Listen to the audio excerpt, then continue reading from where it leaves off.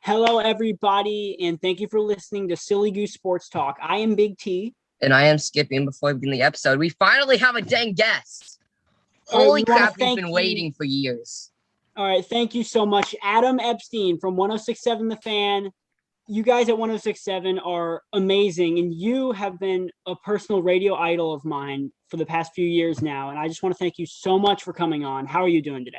I'm good, man. I love the setup you got there. You got a nice little backdrop. Everyone's got everything going on here. It's Zoom life here in 2021. I'm excited. Yes, sir. All right, Skippy, what do you have to say right now? I'm excited. I do have a list. So, have you ever heard of the Fred Nats? The Fredericksburg Nats? Yes, that's our home team. Yeah. All right. So I went to their game Friday night, and so we were invited, and I got the owner's box. So where the owners get to sit, they just gave us a buffet of hot dogs and burgers. It was awesome. That's great. It's right, every man's dream. Time to get rolling into Washington football team. All right. Yep. So Washington played New England Thursday night in preseason 1. Though they fell to the pass, the starting defense looked very solid in the first quarter, starting a quick 3 and out. Then Fitzpatrick went 5 for 8 for 58. Taylor Heineke went 9 of 15 for 86 yards. Steven Montez played most of the second half. He went 17 of 24 for 108 yards, a touchdown, and a pick. So, Adam, have you seen this far in the preseason game? Okay, so what could give us hope coming into this season? In your opinion, what do you think we can? I mean, I would first off look at Fitzpatrick, and although it wasn't much, 5 of 8, I felt like he stood in the pocket like a champ, stood like a veteran. He was not afraid to get hit. In fact, he kind of wanted to get hit to get his body ready for the season. I know that first big pass to Terry McLaurin across the middle, like that's all I needed to see. I was like, take him out after that. Like, boom. I mean, he looked better in that one drive than any of our quarterbacks did last year. I'm being honest with you. Like, he was strong. He was hitting guys when they were open, hitting them, being able to run after the catch. He said that nice one to Adam Humphries across the middle. He looked great. And so I think that's what gives you hope, is that this team made the playoffs last year with 3 bad quarterbacks.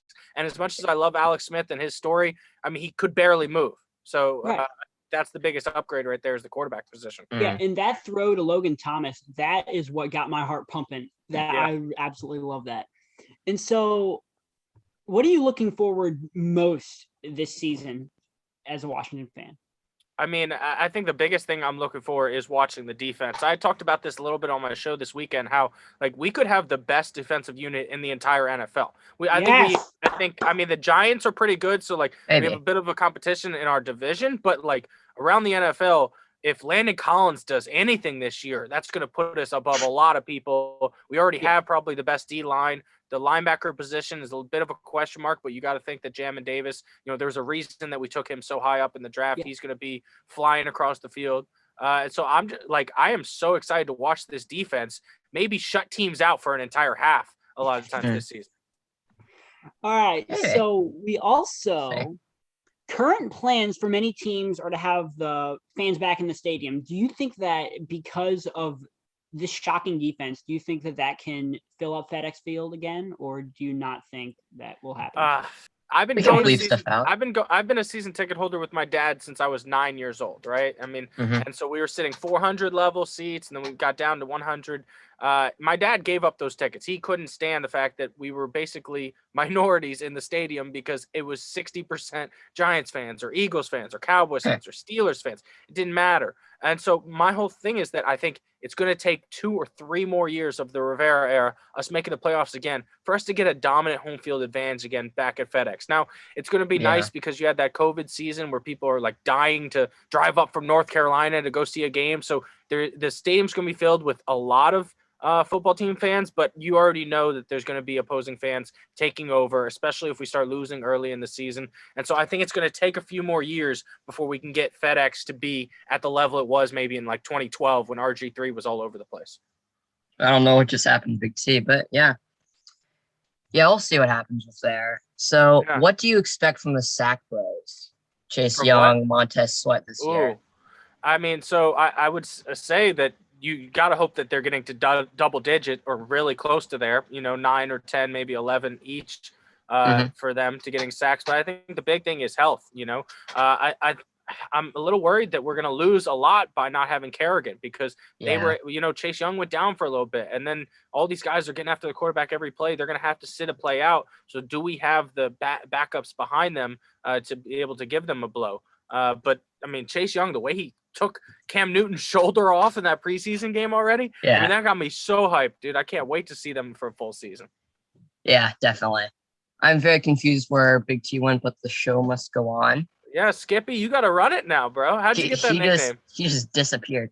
Oh, okay. This is a funny story. So it was actually named by Big T. So I am a homeschooler, right? So we had a homeschool P at our local YMCA. And there was this one kid who just loved to chuck dodgeballs at people. And so he was trying to send one at my head, like a baseball. And so this was like 3 years ago. And when I ran, it used to look like I'm skipping. So Timmy from across the gym, he's like, "Hey, Skippy, watch out." And then I got nailed in the head.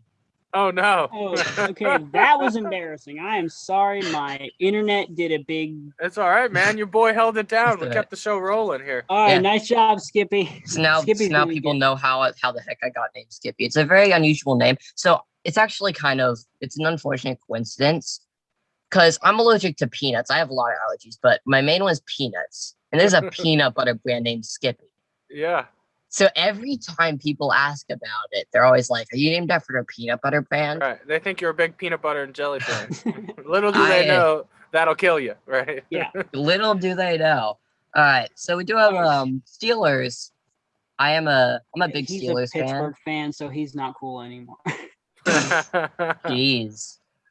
All right, but yeah, I'll cover that. So JJ Watt is currently with the team, but not Wrong Watt, Skippy. They're all the Watts. JJ Watt is currently with the team, but not participating in team drills. He's working out individual drills. He is currently on the last year of his contract and negotiating an extension with the Steelers.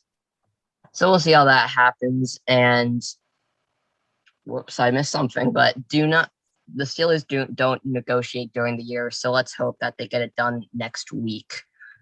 I'm a big fan of the Steelers this year, man. I've been saying it's Big Ben's last dance. He's going to go out on top. I mean, I feel like everyone's like sleeping on the fact that they were 11-0 last year, and like that's so tough to do. So I think they're going to come out hot this year. I was a big fan of Najee Harris in college. Like they finally have a running back right now. I mean, James Conner was serviceable for a few years, but he wasn't like Pittsburgh's used to having dominating running backs for the last 20 years. So now they get another big bruiser back there. I think they probably win 10 games. I have them actually winning that division. I think it's going to be a close one with them in Baltimore.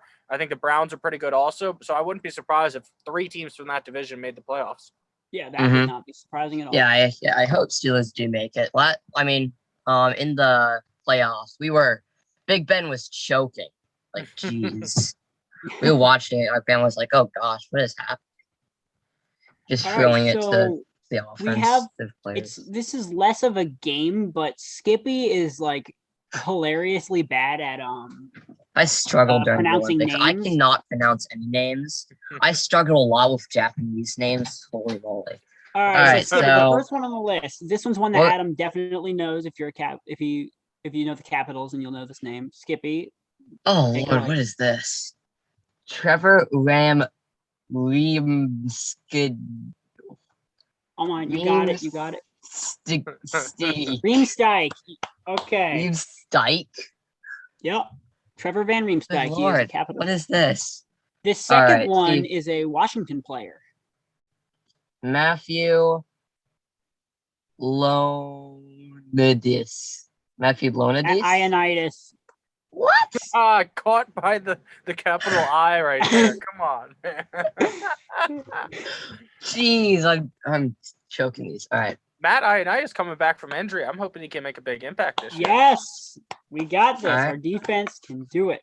All right. Next on the list, Skippy. This is a hockey great. Jameer Jaguar. Yamir Yager. I don't even know if I said that right. There's no Y in there. Jameer What? Jaguar. That's great. That's a great one. Oh, all right, now this next one, I think he played for either Pittsburgh or Carolina back in the day. What the bloody heck is this? Tim Bayakabatu Taka. Biaka Butaka. Skippy, come on, man. I'm struggling. All right, this next Okay, one, that's he played. I'm not gonna fall for this a second time. That's an I. Isla. This sounds Russian. Kovalchuk. Ilya Kovalchuk? Kovalchuk. He has played most of his career with the Okay, we got Montreal some of that. Canadiens, and then he played with Washington for some of the season. Oh, This is just last one. sad. This is just I sad. can't even do this one. Make Komoto. I don't know that name, so I am All right. mentally struggling with this. yeah. All right, This so is now let's talk difficult. about the Washington Nationals. So they've been Washington losing, Nationals are going to a pit of crap. Yeah, Nats are losing a lot, but I think the future is bright because they have Josiah Gray and all these young prospects that they got. So, do you think the MLB will do the Field of Dreams thing like the NHL does their Winter Classic? I mean, I'm sure they're going to stick with it and maybe come up with a couple other ideas from other movies, right? You know, they could do a Wild Things thing with Charlie Sheen. I mean, that was I heard that was the most watched baseball game in the last 10 years. So bingo, also, bingo. I gotta point right something out. Yeah, what's up? Timmy hasn't seen Field of Dreams. No, I watched Sandlot. You haven't seen the movie. Sandlot is a great movie. Sandlot is the greatest of all time. It's good for sure. You still haven't seen Field of They should do a Dreams. Sandlot game. They should do Sandlot. They should and hire someone to be a big dog and just run throughout the field. That big dog can be angry Davey Martinez. Sure. Alrighty. I have questions though. The Nationals have one of the lowest rated minor leagues team systems major in terms of prospects. Is it the fault of Mike Rizzo, and should he be renewed as GM next contract, or was the price worth it for the one World Series? I mean, one World Series is more than half the teams in the league have. You know, I think you got to give them so much credit for that World Series, to the fact that you can keep him under contract for the next 20 years. This is going to be a rebuild probably for the next 2 seasons. But the thing is, Juan Soto is still young and he's your biggest piece. So I fully trust in Mike Rizzo to let him do all the work behind the scenes, trade whoever he needs to trade. It sucks seeing Max Scherzer go and Trey Turner to the Dodgers. You know, I mean, that Dodgers team is now going to compete for a title. But I'll be rooting for them. Dodgers are going to be wrecking this year. Yeah.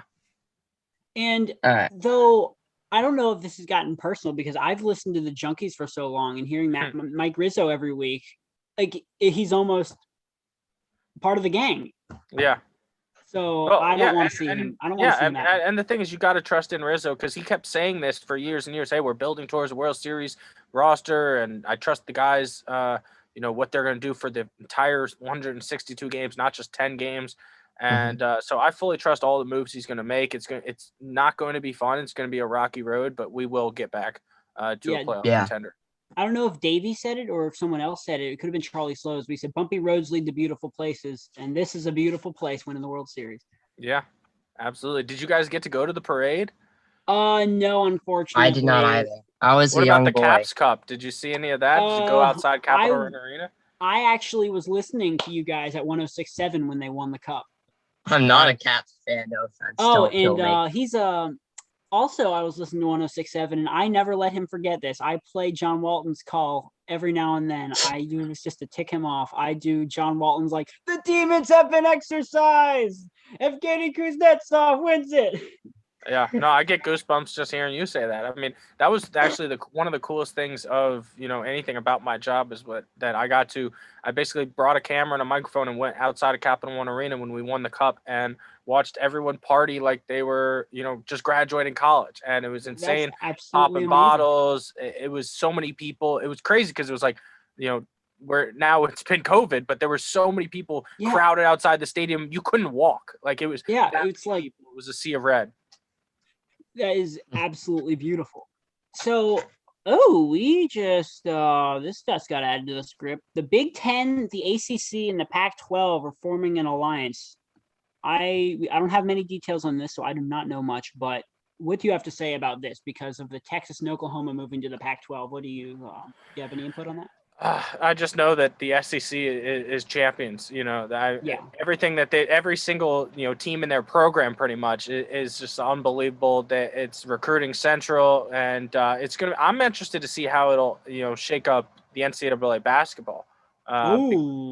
Because that's the thing is that it's like every 5 or 6 years things change. You guys are young, but when I was growing up, it was like the Big East was the best league in basketball, and now it's not even close to the Big East, right? You got ACC, you got Pac-12. So I'm interested in how it'll shake up all the other sports.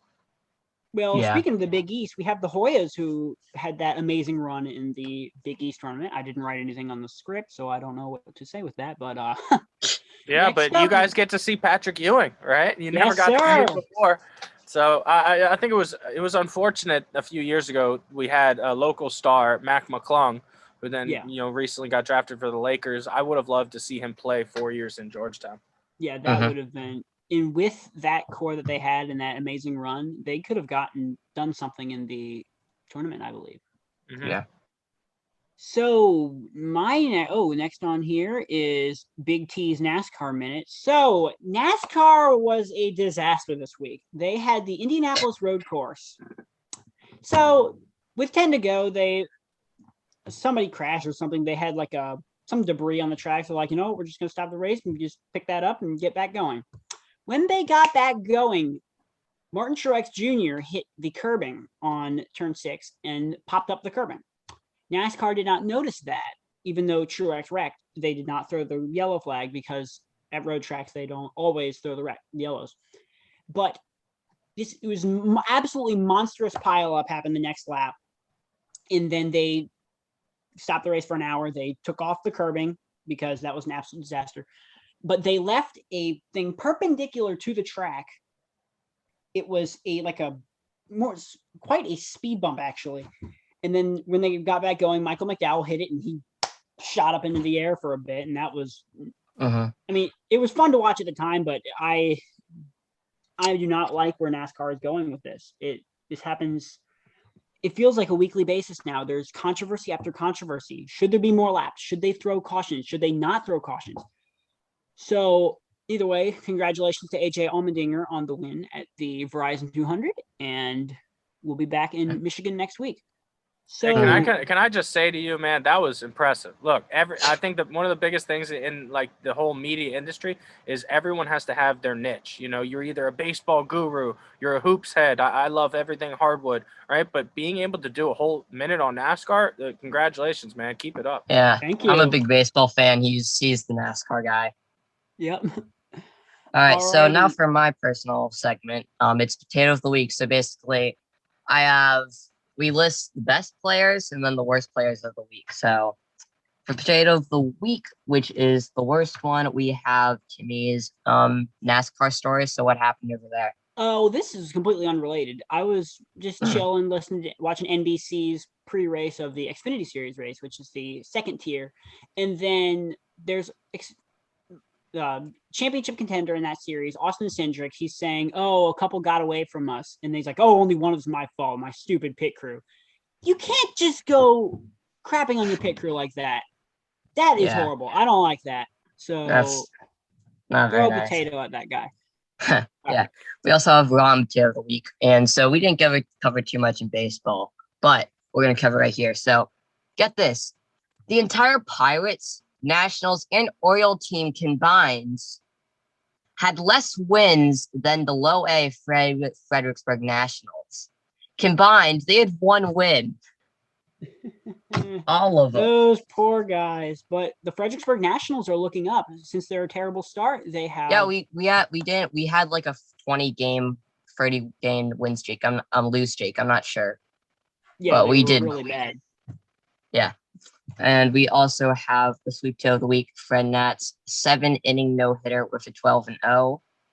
So it was actually really good. we distributed amongst free pitchers.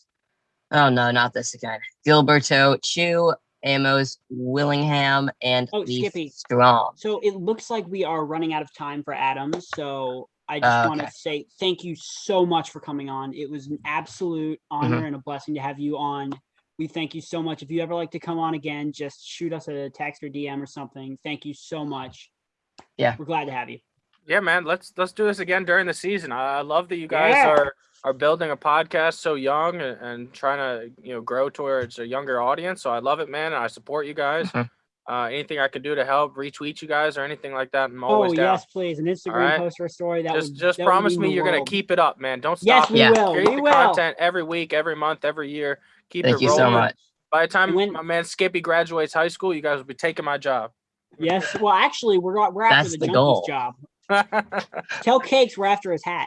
All right, man. Take it easy. Thanks, guys. All right, y'all. Thank you so much. Thank you so much. Yep. All right, bye. So that was Adam Epstein from 106.7 The Fan. That was awesome. Absolutely amazing. You guys go give him a follow on Twitter at The1SportsNerd and then on Instagram at AWOD Radio. So that was absolutely amazing. So what else do we have to say about today? Let's finish off real quick. So we have Silly Goose of the week. We have Tyler Gilbert, pitcher for the Arizona Diamondbacks, for a no-hitter on his first MLB start on Saturday in a 7-0 win over the Padres. He's only the fourth pitcher, an MLB pitcher, an MLB hitcher. Elmo B. History. Who the heck is Elmo B? Come on. Sounds like if Elmo became a rapper. When you mispronounce MLB history to accomplish this feat in the first time since 1953. So that's pretty awesome. Your first start, you throw a no-hitter. Yeah. That's pretty good. And the thing about Elmo B, if you're going to do a hilariously bad mispronunciation, you got to do it while Adam's still here. Yeah, sorry. All right, so I believe that's it for this week. So please like, subscribe, and hit the notification bell. And thank you so much to Adam for coming on. That was big. That was an honor. And we will see you guys next week. Big T, I will let you do the final words. All right. Thank you, Adam. And y'all have a good one. Thank you so much for watching. And I want to thank all of you guys that have been here since episode 1. We do not know where we wouldn't be here if it wasn't for you guys that stayed with us the whole time. Thank you guys so much. It means the world and more to me. Special thank you to Mr. G, our editor. You know who you are. And then the voice of reason for what did she do? Reasoning. For reason. Yeah, the reason. All right. Yeah. Y'all have a good one. Take care. Thank you so much, y'all. Goodbye. Do not become a potato, subscribe, and you can be like the Fred Nat.